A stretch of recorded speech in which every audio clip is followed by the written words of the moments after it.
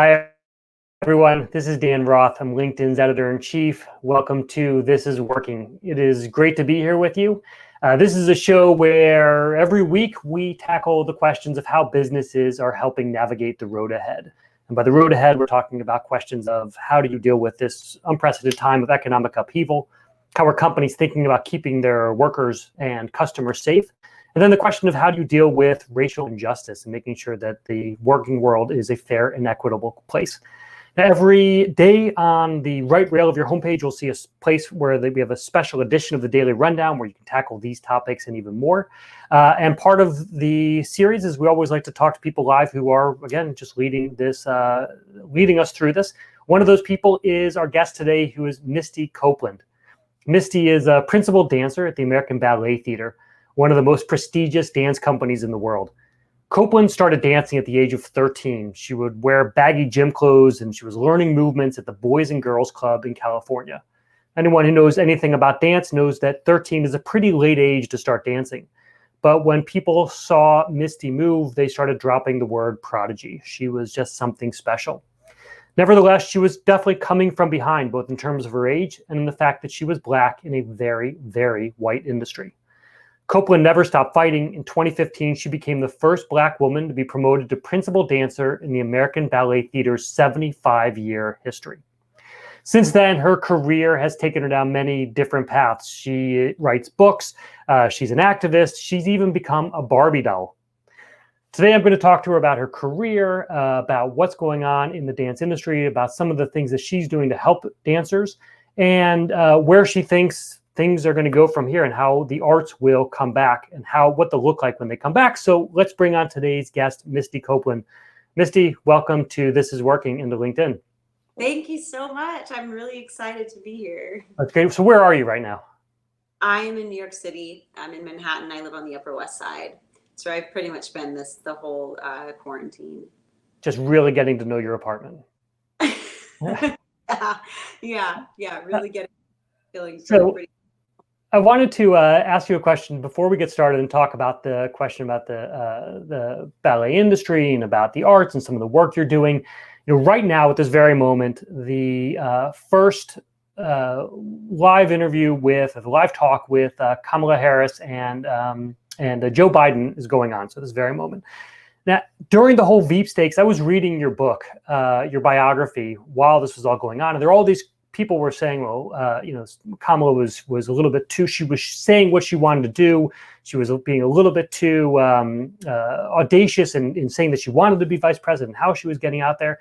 And while I was reading your book, you talk in this book about a year before you became principal dancer. You said flat out, look, I want to be a principal dancer. This is what I am here to do.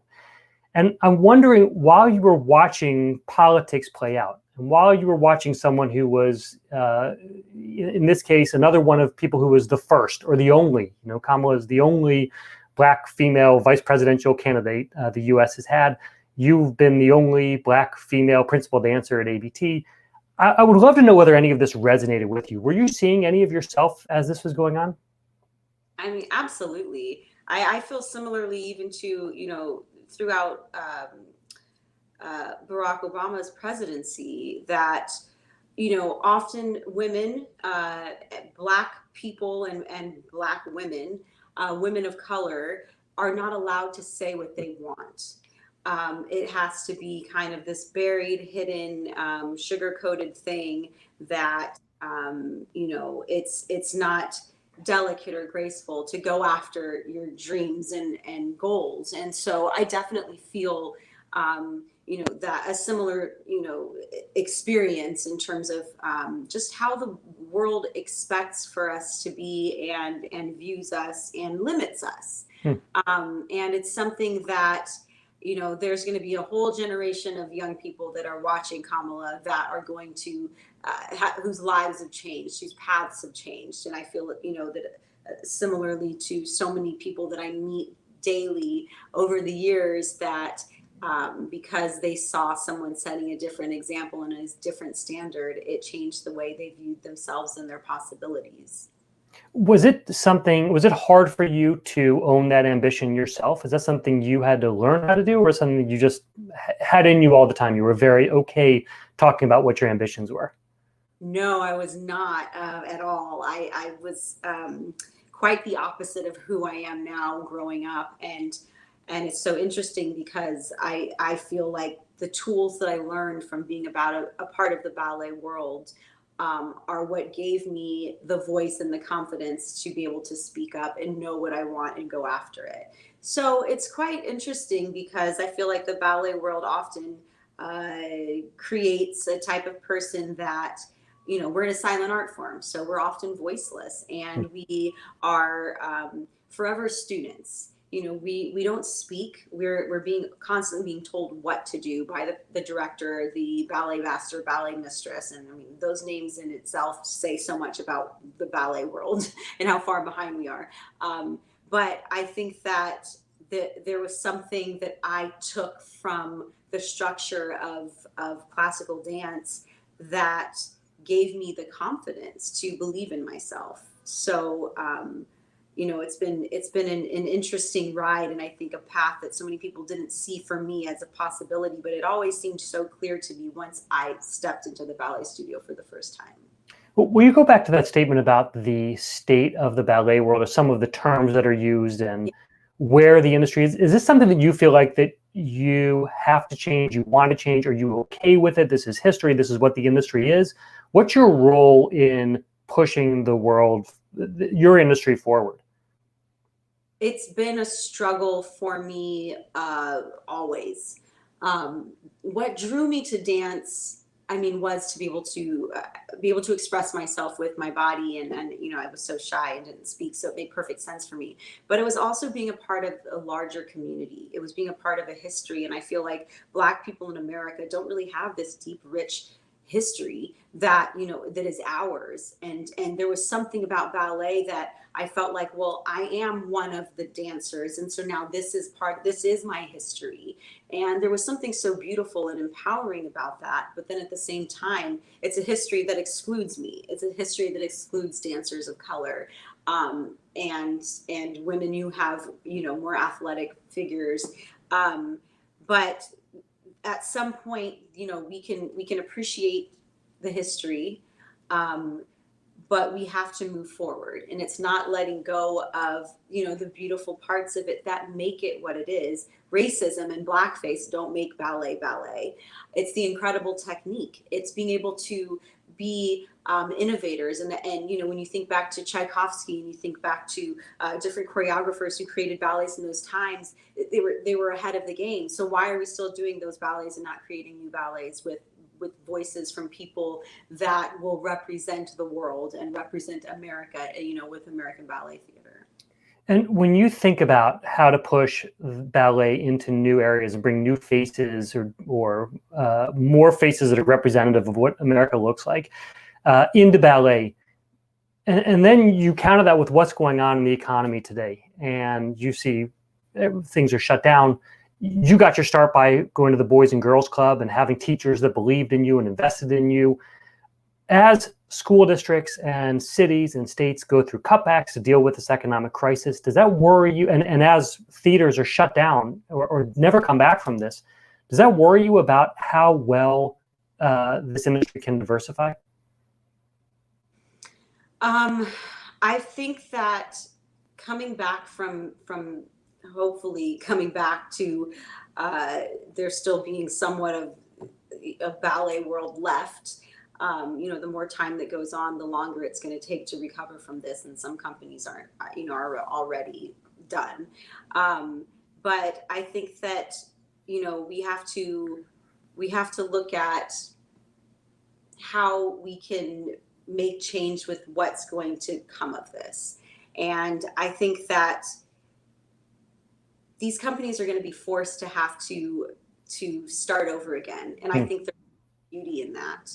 I think it's difficult for the kids that are training right now and that are missing out on these opportunities, that don't have the facilities to keep up their training, that are missing out on these years to build what they had already started with their school or with these companies. But I think that the great thing about this is that we really are going to have to change the structure.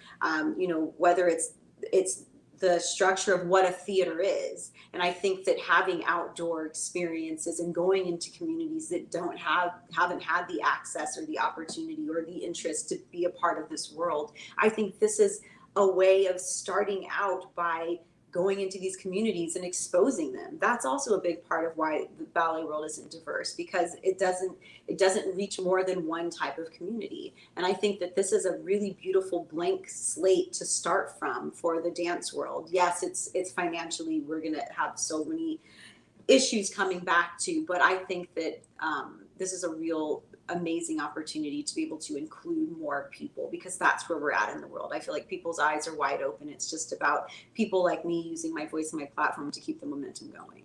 That's such a great perspective, that this can actually be a moment to force change that might not have happened before, when companies have been comfortable in how they grow and what the path looks like.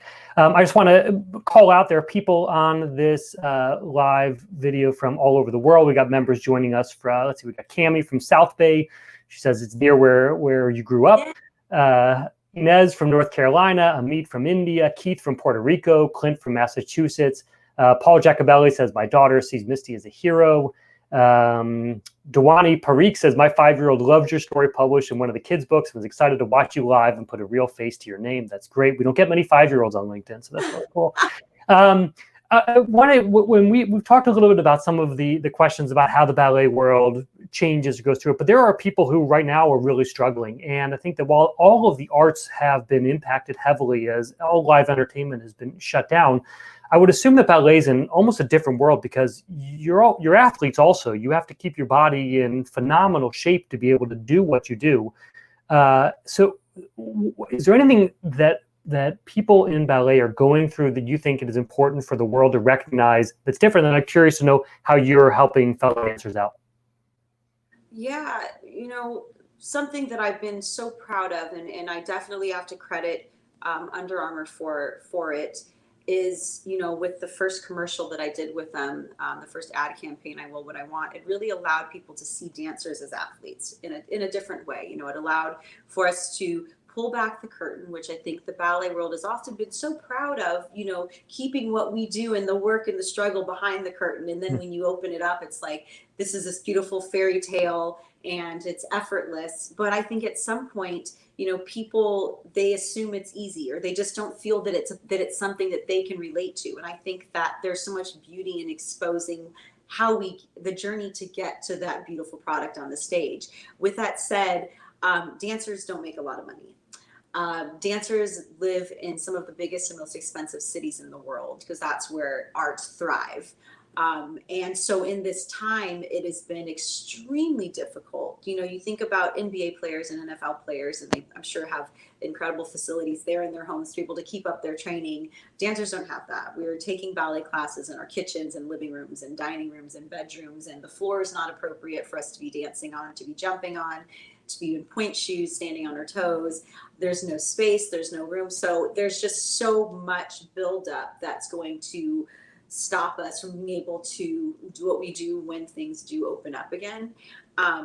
So, something that I constantly am trying to do, but, to be able to use, like, I've worked so hard to be in this position so that I can be a voice for the ballet world, and hopefully bring more people with me so that they can have an experience of having a platform and having a voice to be able to share the beauty and our experiences of being a dancer. So I started a relief effort called Swans for Relief with a colleague of mine, Joseph Phillips. And we brought in 32 ballerinas from all over the globe to be able to raise funds for their respective companies. And if their companies couldn't receive the funds, then they could donate it to an arts organization that would get funds to dancers. Because so many dancers have been furloughed, are on unemployment, we're not working, so they're not getting paid. I've experienced seeing dancers have to give up their homes, move back home. We have dancers in America at American Ballet Theater that are from different countries, and they can't collect unemployment. They don't know if they can go back to their countries. And so everyone's just in such a difficult position. And I think that's, people look at the arts and it's this high art, and they assume, like, we come from money and that we're all making good money. And that's just not the case. So I've been very fortunate to be able to be a voice and to expose so much of what the ballet world actually is. And as principal dancer, for those of us who are not as steeped in the world, as principal dancer, do you have management roles also? Is it is part of your responsibility to be a mentor and a manager and helper to other dancers as well? Or, do you have to play a role during this pandemic to help keep people focused and whole and make sure that they are actually going to be able to keep dancing for the theater? Or is that not something that falls on your shoulders? It's not, so within the ballet world, I think something that's really beautiful about it is that there are kind of naturally built-in mentors and that type of relationship just because of the way it's structured. The knowledge that we gain, it's a very old art form, so a lot of it's not even captured on film. So when we're learning choreography and something that was created in the 1800s, early 1900s, it's all passed down information from one person to the next. So I think there's naturally that built-in type of relationship. But no, that's not the responsibility of a principal dancer, but it definitely has become my responsibility. Well, that's what I was going to ask, how do you move into that role? This is not something you've been trained for. This is not something that you probably have seen other people do. This is unprecedented times. What have you been doing to be there for your peers? It's a hard balance, but it's something that I've already have built with my peers, and having had so many incredible mentors throughout my life, I understand the benefits of that relationship. And so I already have that type of relationship with so many dancers in the ballet world and in the community that feel comfortable enough to come to me. And I'm often just saying, like, I don't have all the answers, but it's about having a support system. It's about opening up a dialogue to get each other, thinking about things in a different way, or just critically thinking about things that you wouldn't if you were just on your own. And so I've just seen how much it's impacted my life and career by having that type of support. And so I just feel like it's my duty at this point to be that for other people. That's great. All right, I want to take some questions from the live chat. Robert Lee asked, what changes would you recommend or wish to be in place so ballet performing arts is accessible for more girls and boys? More facilities, affordable gear, tools. Do you have concrete ideas for what needs to happen to make this more accessible? It's really diversifying every aspect of the ballet structure. I think that it seems as though from the outside, like, the excuse when it comes to just bringing more people in, bringing more diverse communities in, is that they aren't there. They're not interested. There aren't enough out there. And that's not the case. I think the more that we have representation, the teachers that are teaching young kids, we have ballet schools that have people that are a reflection of the kids that want to come in and be a part of it, and then that trickles up all the way to the top with board of directors, with board members, that we have to see a broader array of who the world is if we want it to look like the world, and we want to invite the rest of the world in. I think the more that you isolate it, the more that it's going to be isolated, and it's not going to continue to grow. And so I think that it all just comes back to that. I mean, of course, the arts always need more funding, but I think it's about where do we channel that money? And I think that if we bring in different people with different experiences, we'll have a different outcome. We've got a comment here from Jackie Buckman who says, I want to see ballet in public schools. It would improve the education students receive. And she teaches ballet in Southern California. Assuming, you agree with that? Absolutely. Yeah. I mean, that's been my experience, growing up. I grew up in public schools in San Pedro, California. And before art came into my life, I didn't learn in the way that we are forced to learn in school. Everyone's treated the same, that we all sit down and we read a book and we're supposed to all learn in the same way, and we don't. And it wasn't until art and ballet came into my life that my mind, like, everything shifted. I saw things in a different way. I learned in a different way. I absorbed things differently. And that's the benefit of exposing children to the arts. it's not an extracurricular activity. It should not be categorized in that way. I think that it's something vital that every human being should experience, to be whole, to use your mind and connect it to music and connect it to body. And that even relates to STEM. I've talked to dancers and young girls that are also in STEM, and that connection is so clear. But unless you experience it, it seems like someone's just, twirling around in a tutu, and there's not much to it. Right.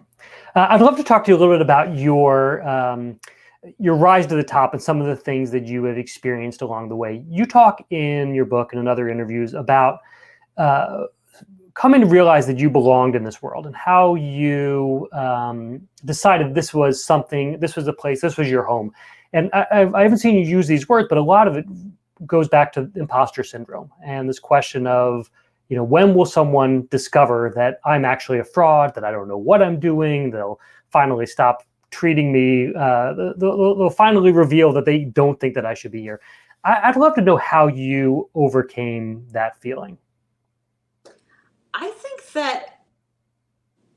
I think it's important to acknowledge and recognize that as human beings, like, just because you reach a certain level of success or have done incredible things and accomplished things, doesn't mean that you don't still have those thoughts and feelings. It's not like we're programmed computers and you press save and then you build from that feeling of feeling like, oh, I'm exactly where I should be and everyone loves me. But, I think it's okay to have those feelings and to constantly be not doubtful, but reassessing where you are and why and how you can be better. Of course, having an incredible support system around me. My husband's constantly there to remind me of the hard work, the 20 years it went into getting to this place, on those days when I'm like, how did this happen, or like, why me? And it's about the hard work that I've put in, and really just remembering that it's okay to be the first. It's okay to be successful. And I think that's something that's just often as women of color, that we're kind of told like that, we should be so fortunate and to be in these positions. But it's like, no, we deserve to be here as well. Well, at one point, you thought about leaving ABT, and you were considering going. You didn't know where your future was there, and instead you stayed and fought for the position you currently have. What went through your head when you decided to stay? How did you make that decision, and what should other people learn from it? I went through a time when I was just struggling with, I was the only Black woman in American Ballet Theater's company for the first decade of my career. And that really weighed on me, over the course of many years of just thinking like, why do I feel that I'm any different and I will succeed and become a soloist or become a principal dancer? And it was really important that the Black ballet community really embraced me, outside of ABT, and Arthur Mitchell, who was the founder, artistic director of the Dance Theater of Harlem, and also was the first Black principal dancer with the New York City Ballet. In like the 60s, I think. He was someone that was just he offered me a contract with his company, the Dance Theater of Harlem, which is an all Black company. And I think that's when everything clicked. And I thought, why am I letting these doubts or trying to project what the future will be? Why would I let these things that don't even exist really hold me back from something that I want? And having his words in my head saying like, you are a queen, you are more than capable of becoming whatever it is you want to be, that allowed me to feel that if I don't start somewhere, then how will the ballet world ever change? If I feel like, oh, I will never be the first principal dancer, then I'm just stopping before I even start. And I feel like if I were to have gone to an all Black company, though that has made such an impact on the ballet community, but how will that change the ballet world? How will that change ABT?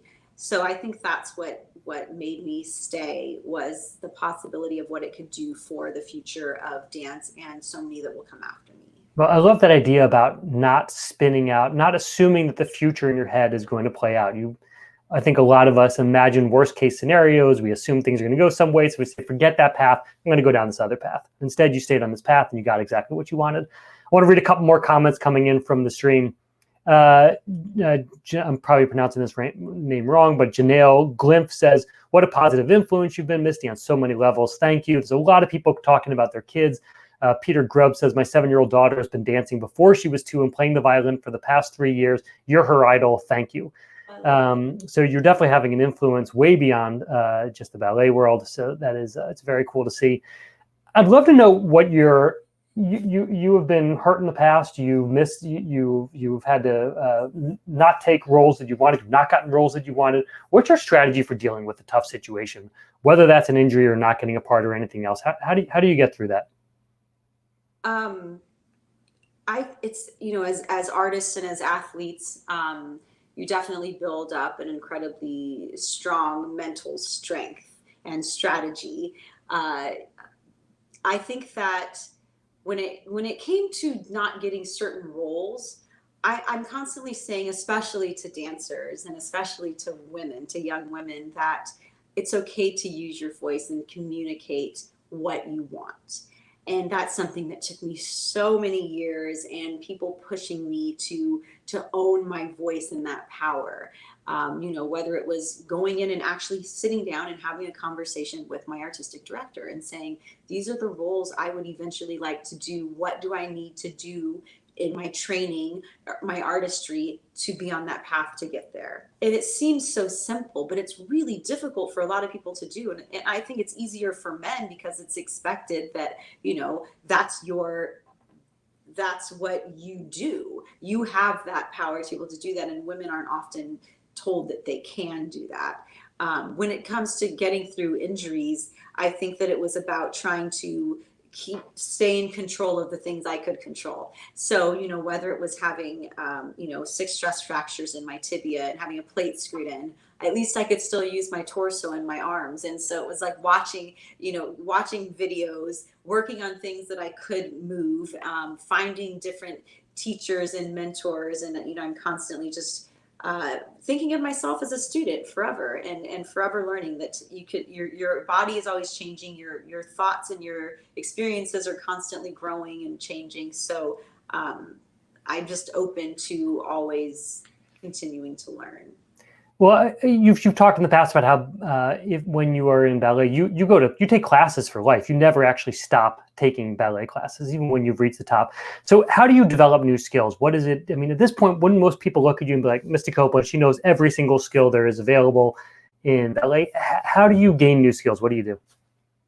Well, the thing is, when I said it earlier, I think, but with the human body, it's literally changes day to day, hour to hour. So it's not like, I've spent my, 25 years training and now I can, save, like I'm a computer and all of that information is there. But from day to day, and again, the older you get, the more you have to figure out how to do things in a different way. So I may take ballet class, or I may have a performance the night before and feel so balanced and have this amazing experience. And then I wake up the next morning and my body's in a completely different place. And it's always trying to find that balance, always trying to get back to zero. So the work never ends. It's not like I think any athlete would say that. You don't just accomplish something and then you forever have that skill. You have to continue to work on it. And we've seen in the comments here, and you've talked a little bit about this, that your voice has really changed over time, and you were a different Misty Copeland than you were 20 years ago, and then you were definitely when you started. If you could go back and tell that 13-year-old girl who's in the Boys and Girls Club something to do, is there anything that what kind of advice would you give her about what to do or how to act or how to think?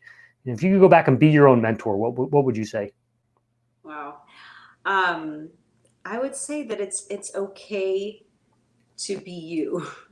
It's okay to be nervous. It's okay to have anxieties, but to not let it consume you. That most of your peers are going through something similar, and that you're not in this alone. I think that was just a lot of my fears and things that kind of held me back as a child, was just feeling that I was the only one experiencing the things I was experiencing. So I would just say to be patient and calm, and just know that things are going to work out. That's great. And that is great advice for the moment we are in also. Stay calm. Things are going to work out. We'll get through this. Misty, thank you so much for joining us here today. It was terrific talking to you. You're welcome back anytime. And we'll all be watching to see what you do next. Thank you so much. All right. And I want to talk about what's coming on tomorrow. So this is a program every day we do called Business Unusual. Tomorrow, LinkedIn editor Susie Jackson will be live at 12 p.m. Eastern to look at new data from the LinkedIn Economic Graph team that shows what happens when people make big career moves and decide to jump industries. This is a really important topic right now. If you are thinking about the future of your industry, or you want to take a different path, there's great data you should be listening to. Susie and her guests will dig into the skills you need to make this happen. Again, that's 12 p.m. Follow the LinkedIn news page to be notified when that goes live. Thank you all for joining me here today, for your chat, for your questions, and we'll see you next time.